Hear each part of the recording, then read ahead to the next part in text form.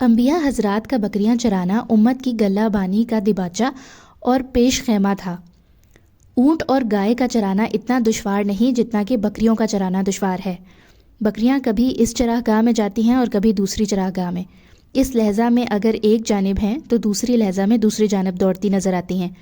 گلہ کی کچھ بکریاں اس طرف دوڑتی ہیں اور کچھ دوسری طرف، اور رائی ہے کہ ہر طرف دیکھتا ہے کہ کوئی بھیڑیا یا درندہ تو ان کی فکر میں نہیں۔ چاہتا ہے کہ سب بھیڑیں اور بکریاں یکجا رہیں، مبادا ایسا نہ ہو کہ کوئی بکری گلہ سے علیحدہ رہ جائے اور بھیڑیا اس کو پکڑ لے جائے۔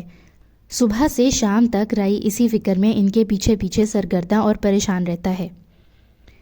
یہی حال حضرات انبیاء کا ہوتا ہے کہ امت کی اصلاح و فلاح کی فکر میں لیل و نہار سرگرداں رہتے ہیں۔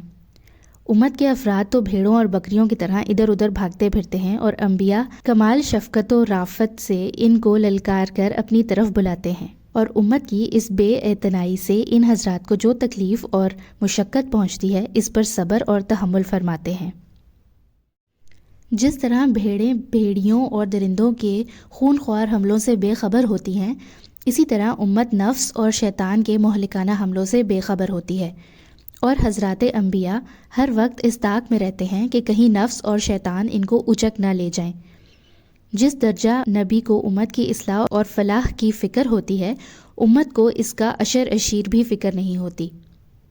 امت کو تو اپنی ہلاکت اور بربادی کا خیال بھی نہیں ہوتا، اور حضرات انبیاء ہیں کہ ان کی اس زبوں حالت کو دیکھ کر اندر ہی اندر گھلتے رہتے ہیں۔ جیسے کہ اللہ تعالیٰ نے قرآن مجید میں فرمایا، شاید آپ ان کے ایمان نہ لانے کی وجہ سے اپنی جان دے دیں، اور اسی وجہ سے ایک اور جگہ ارشاد فرمایا، نبی مومنین کے حق میں ان کی جان سے زیادہ قریب ہیں۔